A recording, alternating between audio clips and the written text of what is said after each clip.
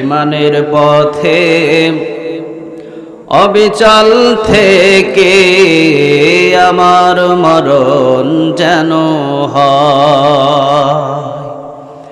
ইমানের পথে অবিচল থেকে আমার মরণ যেন হয়।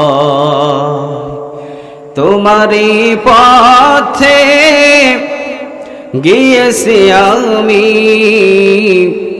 তোমারই কাছে চেয়েছি আমি,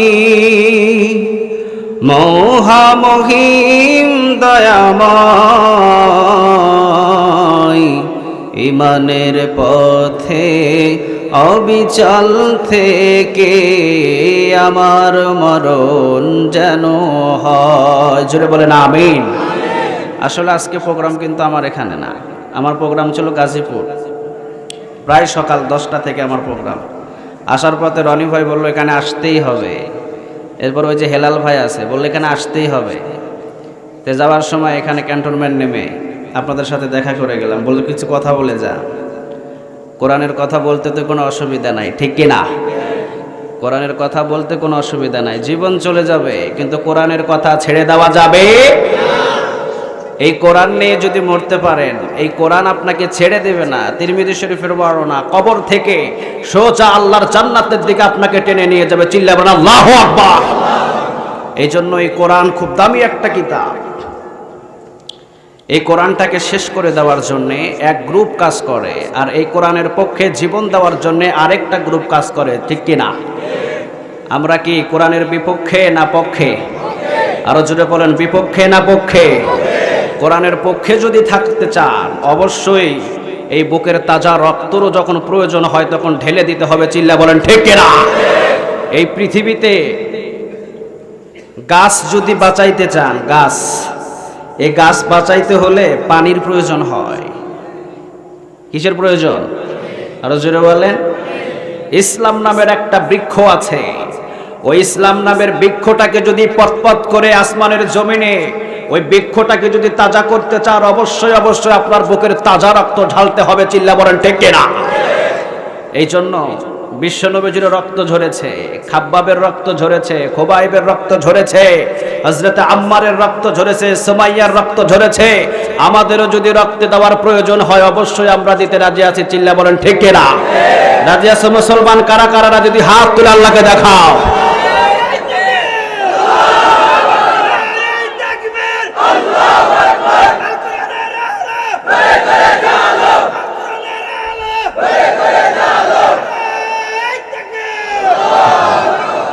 আল্লাহ সবাইকে কবুল করো, আমরা বলি আমিন।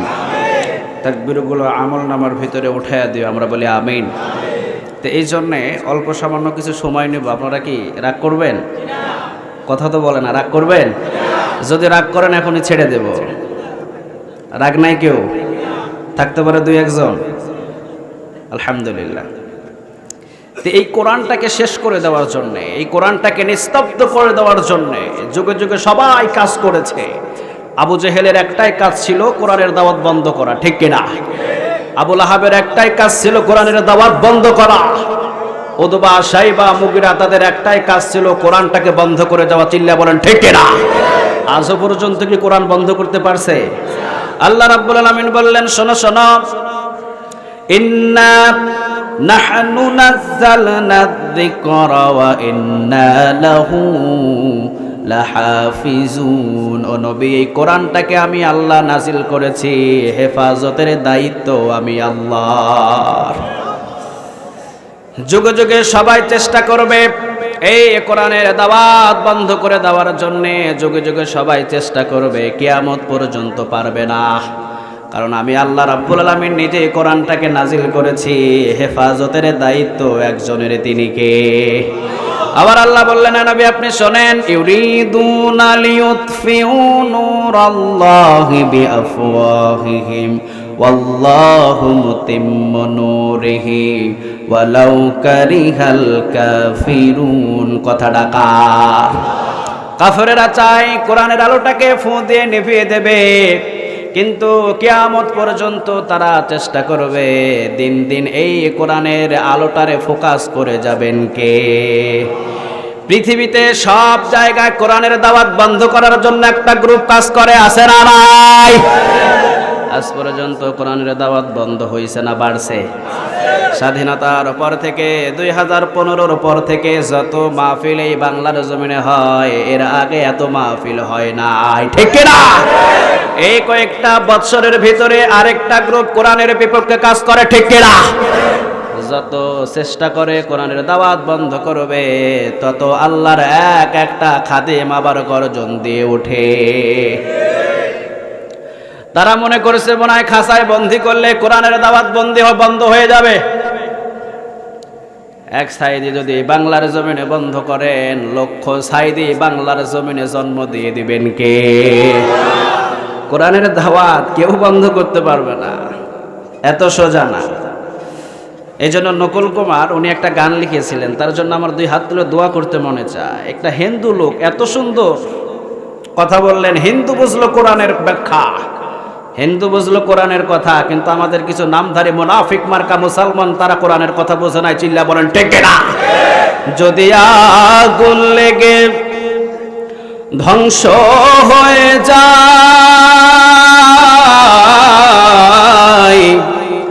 ধ্বংস হয়ে যায়, যদি আগুন লেগে যাই পড়ে যায়, আগুন লেগে যাই পড়ে যায়, পৃথিবীর সব বইয়ের দোকান বিশ্ব থেকে হারাবে না পবিত্র কোরআন, বিশ্ব থেকে হারাবে না পবিত্র কোরআন, ঠিক না? এই বিশ্ব থেকে কোরআন কেউ শেষ করে দিতে পারবে না।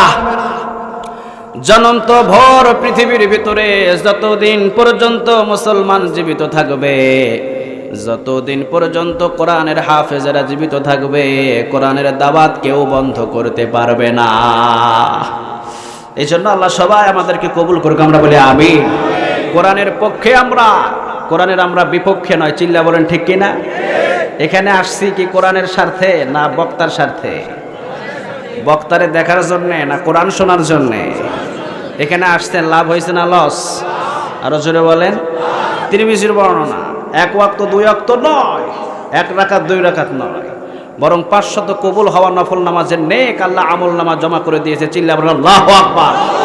আবার বিশ্ব নবীজি বললেন, শোনো শোনো, কোরআন শোনার জন্য যারা নাকি বসে থাকে, যে স্থানে বসে থাকে, আল্লাহ রাব্বুল আলামিন 1 রাকাত 2 রাকাত নয়, 1 বছর 2 বছর নয়, বরং 60 বছর নফল ইবাদত করলে যেই নেক হয়, আল্লাহ রাব্বুল আলামিন কোরআন শোনার কারণে তাদের আমল নামায় সেই নেক দান করে দেয়।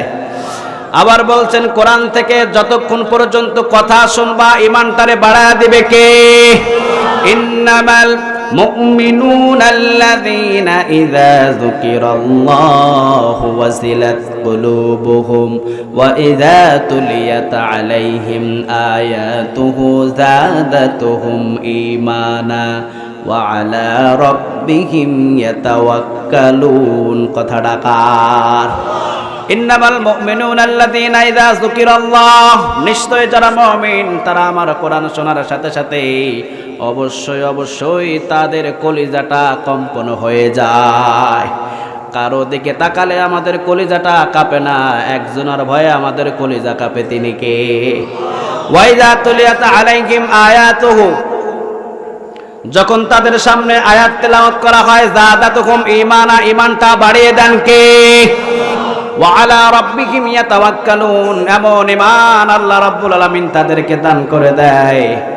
বন্দুকের সামনে, 36 রাইফেলের সামনেও যদি তাদেরকে দাঁড় করানো হয়, আমি আল্লাহর স্লোগান ছাড়া তাদের মুখ দিয়ে অন্য কোনো স্লোগান বাহির করা যায় না, ঠিক না? এই জন্য আমরা 36 রাইফেলরে ভয় করি না, পৃথিবীর কোনো শক্তির আমরা ভয় করি না, একজনকে আমরা ভয় করি, তিনি হলেন কে? এই জন্য আল্লাহর সব আইন যেন ওই পৃথিবীতে মেনে চলতে পারে, আল্লাহ তুমি আমাদের কবুল করে দাও। এই পৃথিবীটা কার বলেন তো? মাথা ঠিক আছে তো? কার কার? আল্লাহ বললেন জমিন আমি বানিয়েছি, জমিনটা কেউ বানায় নাই, ঠিক না বা ঠিক? আল্লাযী জাআলা লাকুমুল আরদা ফিরাশাও ওয়াস সামাআ বিনাআ ওয়া আনজালা মিনাস সামাই মাআন ফাআখরাজা বিহি মিনাস সামারাতি রিজকাল লাকুম ফালা তাজআলু লিল্লাহি আনদাদা ওয়া আনতুম তা'লামুন। আল্লাযী জাআলা লাকুমুল আরদা ফিরাশাও ওয়াস সামাআ বিনাআ, জমিনটাকে আমি আল্লাহ রাব্বুল আলামিন তোমাদের জন্য বিছানা বানিয়েছি, আসমানটারে আমাদের জন্য ছাদ বানিয়েছে কে? জমিন যার আইনটা চলবে বাবা হুজুরের, জমিন যার আইনটা চলবে নেতার, জমিন যার আইন চলবে এমপির, জমিন যার আইন চলবে প্রধানমন্ত্রীর, জমিন যার আইনটাও চলবে তার, ঠিক না? এই জন্য আল্লাহ বললেন তাবারাকাল্লাযী বিয়াদিহিল মুলকু ওয়া হুয়া আলা কুল্লি শাইইন কাদির। বরকতময় আল্লাহ, যার হাতে রাজত্ব, রাজত্ব কার? রাজত্ব যার, আইনটাও মানতে হবে তার, ঠিক কি না? এই জন্য আল্লাহ বললেন জমিনটা আমি বানিয়েছি, আর এই জমিন যেন তোমাদেরকে নিয়ে না কম্পন করে, যার কারণে পাহাড়গুলোকে প্যারাগ হিসাবে ব্যবহার করেছেন কে? আলাম নাজআল লাহু আইনাইন ওয়া লিসানান ওয়া শাফাতাইন ওয়া হাদাইনাহুন নাজদাইন। জমিনের ভিতরে পাহাড়গুলোকে প্যারাগ হিসাবে ব্যবহার করেছেন কে? এই জন্য জমিন কারো নয়, জমিন যার, আইনটাও আমরা মানব তার। আল্লাহ কবুল করে না। আল্লাহ রাব্বুল আলামিন বললেন আফা গায়রা দীনিল্লাহি ইয়াবগুনা ওয়া লাহু আসলামা মান ফিস সামাওয়াতি ওয়াল আরদ তাওআন ওয়া কারহান ওয়া ইলাইহি ইউরজাউন। আসমান এবং জমিনের ভিতরে যা কিছু আমি আল্লাহ সৃষ্টি করেছি, ইচ্ছায় অনিচ্ছায় হুকুম মানে একজন, আর তিনি কে? সাগরের ভিতরে একদিকে লবণাক্ত পানি, সাগরের ভিতরে আরেকদিকে হলো মিষ্টি পানি, আছে না নাই? একদিকে ঘোলা পানি, আরেকদিকে নোনা পানি, মানে একদিকে মিষ্টি পানি, আরেকদিকে লবণাক্ত পানি, মাঝখানে কোনো ওয়াল নাই, কোনো পার্টিশন নাই, মাঝখানে কোনো দেয়াল নাই। এই কথাটা আল্লাহ সূরা আর রহমানে বললেন মাওয়াজাল বাহরাইনি ইয়ালতাকিয়ানি বাইনাহুমা বারযাকুল লা ইয়াবগিয়ান ফাবিআইয়ি আলাই রাব্বিকুমা তুকাযযিবান। একদিকে লবণাক্ত পানি, আরেকদিকে হলো মিষ্টি পানি। লবণাক্ত পানির ক্ষমতা নাই, মিষ্টি পানির ভিতরে ঢুকে যায়, মিষ্টি পানির ক্ষমতা নাই, লবণাক্ত পানির ভিতরে ঢুকে যায়। মাঝখানে কোনো ওয়াল নাই, কোনো পার্টিশন নাই, কোনো দেয়াল নাই, পানিগুলো হুকুম মানে কার? আল্লাহ বললেন যেই দিন থেকে আমি আল্লাহ দুনিয়া সৃষ্টি করেছি, সেই দিন থেকে আসমানের সূর্য সেট করেছেন কে? চাকরি করেন কে কে? একটু হাত ওঠান। আমিও চাকরি করি। কে কে চাকরি করেন? হাত ওঠান। চাকরিজীবী নাই? সরকারি চাকরি, মসজিদের চাকরি, মাদ্রাসার চাকরি, হাত নামান। কেউ কি বুকে হাত দিয়ে কোনোদিন বলতে পারবে নাকি চাকরিতে যেই টাইম আমাকে দেওয়া হয়েছে একই টাইমে আমি চাকরিতে হাজির হয়েছি? আছে এমন? কথা বলেন না কেন? আছে আছে। আমি নিজেও তো অনেক সময় মাহফিলে 9টায় ওঠার কথা, উঠি 11টায়, যাইতে পারি না। টাইম কখনো মেনটেন করে আমরা নিজেরাও চলতে পারি না। চিল্লা বলেন ঠিক না? এই জন্য আল্লাহ রাব্বুল আলামিন বলছেন যেদিন আমি আসমান সৃষ্টি করেছি সেই দিন আমি সূর্য বানালাম। সূর্যটাকে বানানোর পর আমি সূর্যরে অনুমতি দিলাম এই টাইম মতো উঠবি, এই টাইম মতো ডুববি। পৃথিবীর কোনো মানুষ আজ পর্যন্ত টাইম মতো কোনো কাজ করতে পারে না। সূর্য টাইম মতো উঠে, টাইম মতো ডুবে, সূর্যটাও হুকুম মানে কার? রাস্তার এই পাশে হলো সুপারি গাছ, আরেক পাশে হলো নারকেল গাছ। একই সূর্যের তাপ নেই, একই মাটির সোডিয়াম গ্রহণ করে। সুপারি গাছে কোনোদিন ভুল করেও আজ পর্যন্ত নারকেল ধরে নাই, ঠিক না ঠিক?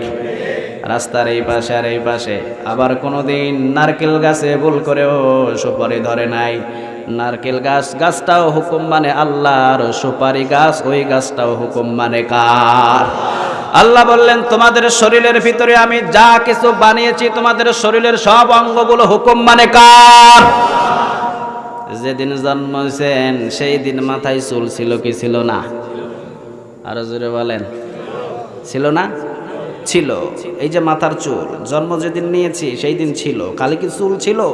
চোখের ভুরু, চোখের পাপড়ি, এই তিনটার বয়স একই রকম, ঠিক কিনা?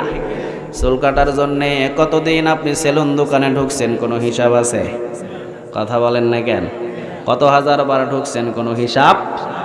কিন্তু চোখের ভুরু কাটার জন্য কয়দিন গেছেন? চোখের পাপড়ি কাটার জন্য কয়দিন গেছেন? আল্লাহ বললেন চুল তুই বড় হবে। চুল বড় হওয়া শুরু হলো, বয়স কিন্তু একই। আল্লাহ বললেন চোখের পাপড়ি, চোখের ভুরু তুই বড় হতে পারবি না। মাথার চুল বড় হওয়া শুরু হলো, চোখের পাপড়ি চোখের ভুরু বড় হতে পারলো না। কারণ এই চোখের ভুরু, চোখের পাপড়ি, মাথার চুল হুকুম মানে একজন, আর তিনি কে? সব কিছুই আল্লাহর হুকুম মানে, একটা জিনিস হুকুম মানে না, সেটা হলো মানুষের বিবেক, ঠিক কিনা? আল্লাহর যদি হুকুম মানতো মানুষরে জনমের মতো পিটায়া হত্যা করতো না। আল্লাহর যদি হুকুম মানতো কোরআনের বিপক্ষে কথা বলতো না। আল্লাহর যদি হুকুম মানতো কোরআনের মাহফিলের বিপক্ষে 144 ধারা জারি হতো না।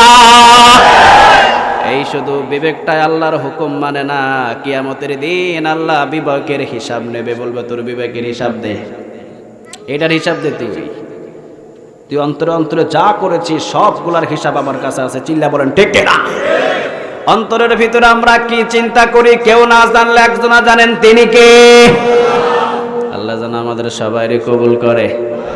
আর পৃথিবীতে বিশ্বনবীজি যেভাবে আমাদেরকে চালিয়েছেন, যেই দিকটা দেখিয়েছে ওই দিক দিয়ে আমরা চলবো, রাজি আছেন তো? কথা বলেন না কেন?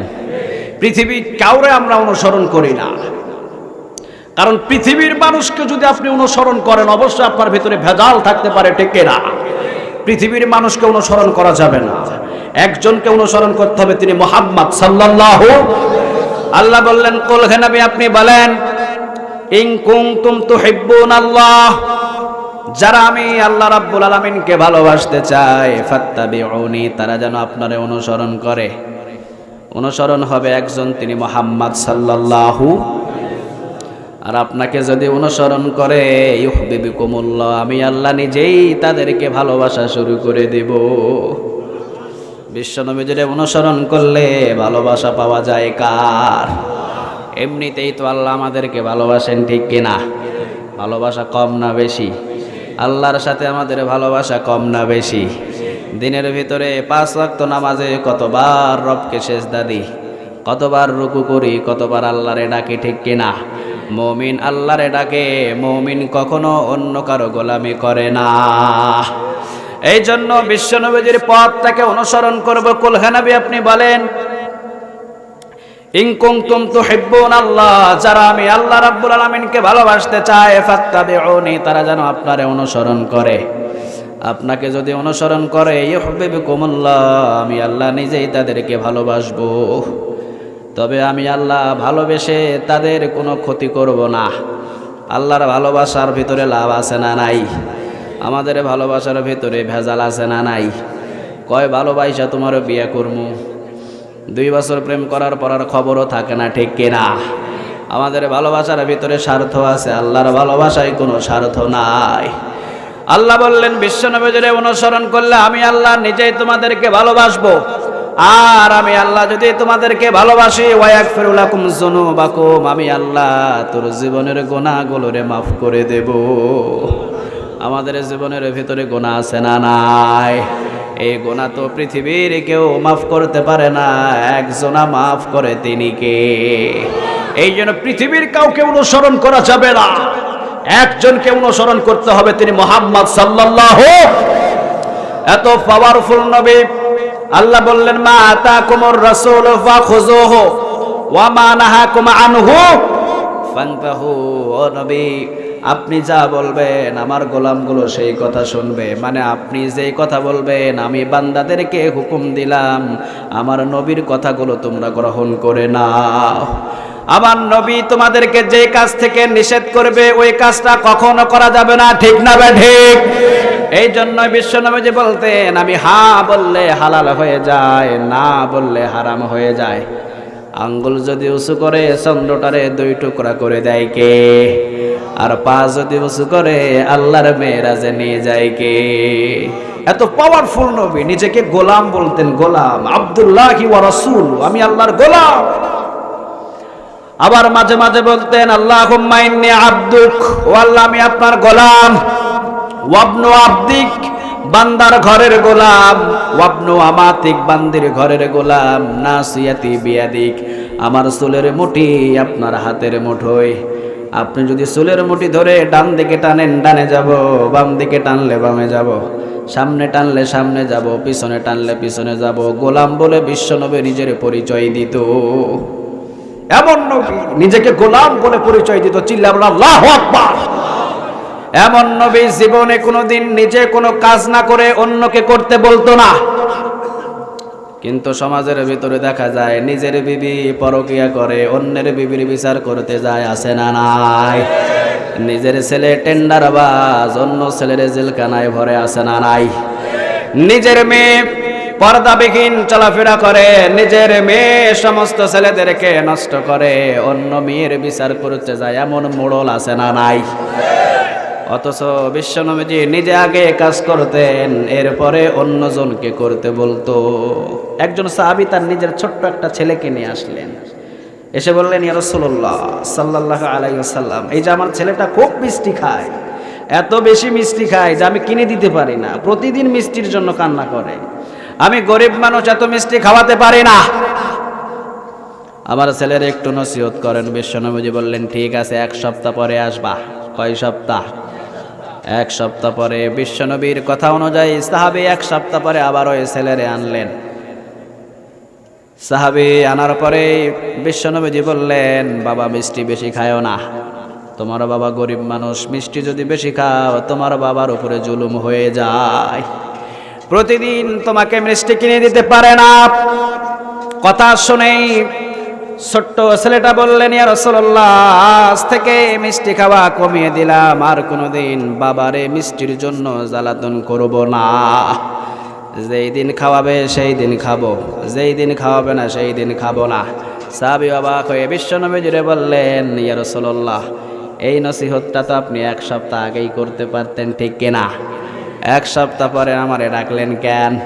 বিশ্বনবীজি বললেন, শোনো শোনো, 1 সপ্তাহ পরে আমি তোমাকে কেন ডাকলাম? কারণ ওই সপ্তাহে যে আমি তোমাকে ফিরিয়ে দিয়েছি, ওই সপ্তাহে আমি বিশ্বনবীজির এমন পরিস্থিতি ছিল, তখনও আমি বিশ্বনবী নিজেও মিষ্টি বেশি পছন্দ করতাম।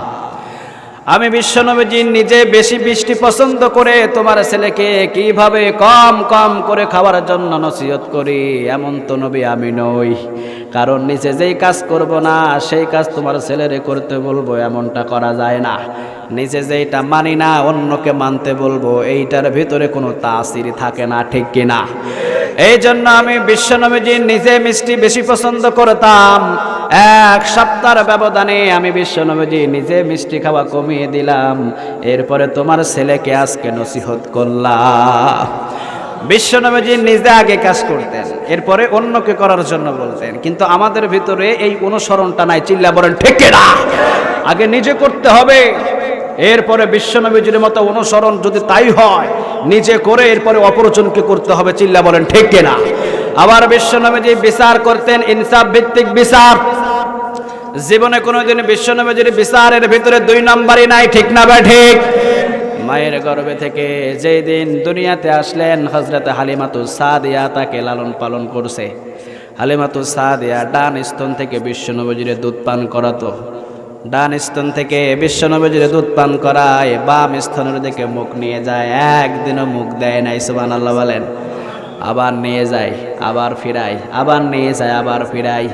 চোখের দিকে ইশারা করে কেমন জানি বলে, আমার মা হালিমা, কেন আপনি ডান স্তন থেকে আবার বাম স্তনের দিকে মুখটা নিয়ে যান? আমারও তো একজন বোন আছে, ওর নাম হলো সাহিমা, সেও তো দুধ পান করে। আমি বিশ্বনবী যদি 2 স্তন থেকে দুধ পান করি, আমার বোন সাহিমা দুধ খেতে পারবে না। এই জন্য ডান স্তন থেকে আমি বিশ্বনবী দুধ পান করি, আর বাম স্তন আমার দুধ বোন সাকিমার জন্য আমি ছেড়ে দিলাম। মায়ের কুল থেকে ইনসাফ প্রতিষ্ঠিত করেছেন মুহাম্মদ সাল্লাল্লাহু। আবার যখন বিশ্বনবীজি বিচারক হলেন, বিশ্বনবীজি বিচার করতে বসলেন, কুরাইশ বংশের মেয়ে চুরি করছে। বিশ্বনবীজি বললেন হাতটুকু কেটে দাও, কারণ চুরি করলে কি কাটে? আরো জোরে বলেন, হাত কেটে দাও। এটা কোরআনের আইন। বাংলাদেশের ভিতরে যদি আইন চালু থাকতো তাহলে বাংলাদেশের টাকা বিদেশে কখনো পাচার হতো না। চিল্লা বলেন ঠিক না? বাংলাদেশে যদি এই আইন চালু থাকতো তাহলে আমাদের হতভাগ্য আর এতটা অসুবিধা হতো না। চিল্লা বলেন ঠিক না? আমরা খুব কষ্টের ভিতরে আছি, কারণ কোরআনের আইনের ভিতরে শান্তি আর শান্তি। কোরআন কখনো জট পাকায় না, কোরআন জটটাকে খুলে দেয়। কোরআন কি জট পাকায়? কথা বলেন না কেন? পাকায়। কোরআন জট পাকায় না, কোরআন জট খুলে দেয়। এই জন্য বিশ্বনবী বললেন কোরআনের আইন হাত কেটে দাও। এইবার সবাই তো চিন্তিত, পেরেশান, কিরে এইটা তো কুরাইশ বংশের মেয়ে। বিশ্বনবী মনে হয় জানে না, কারণ বিশ্বনবীর বংশের নাম ছিল কোনটা? কুরাইশ। বিশ্বনবী নিজেও কুরাইশ বংশের ছেলে ছিলেন। এইবার সবাই চিন্তিত, যাও একজন রে পাঠাও। ছোট্ট একটা ছেলে এসে বলছে, ইয়া রাসূলুল্লাহ, আপনি কার ফায়সালা দিয়েছেন? এইটা তো কুরাইশ বংশের মেয়ে, আপনি জানেন না? কুরাইশ বংশের মহিলার যদি হাত কাটা হয় অবশ্যই আপনার বংশের বদনাম হবে, অবশ্যই আপনার বংশের মান সম্মান কমে যাবে। এই কথাটা আপনি বললেন না, আপনি তার শাস্তিটারে একটু কম করে দেন। কুরাইশ বংশের মহিলা হিসাবে হাত কাটার দরকার নাই, আপনি একটা আঙ্গুল হলে কেটে দেন। হাত কাটেন না, একটা আঙ্গুল কেটে দেন। বিশ্বনবী যে উঠে দাঁড়ালেন, দাঁড়ানোর পরে বললেন, কার এত বড় সাহস? কে কথাটা বলেছে? সামনে দাঁড়াও। সমস্ত সাহাবীরা তো ভয়ে থরথর করে কাঁপছে। বিশ্বনবীর চেহারাটা আগুনের গোলার মতো লাল হলো। বিশ্বনবী বললেন, শোনো, আজকে কুরাইশ বংশের মহিলা চুরি করেছে, এই জন্য তোমরা শাস্তিটারে কমাই দেওয়ার জন্য আমারে নসিহত করছো। কুরাইশ বংশের মহিলা নয়, যদি আমার মেয়ে ফাতেমাও চুরি করতো, কোরআনের আইনটারে বাস্তবায়ন করার জন্যে আমার মেয়ে ফাতেমারও হাতটা কেটে দিতাম। এই জন্য বিশ্বনবীর বিচার ছিল ইনসাফ ভিত্তিক বিচার, ঠিক না? নিজের ছেলে যদি চুরি করে ওইটার কোনো শাস্তি নাই। অন্য কেউ যদি চুরি নাও করে 6 মাসের জেল, ঠিক না বে ঠিক?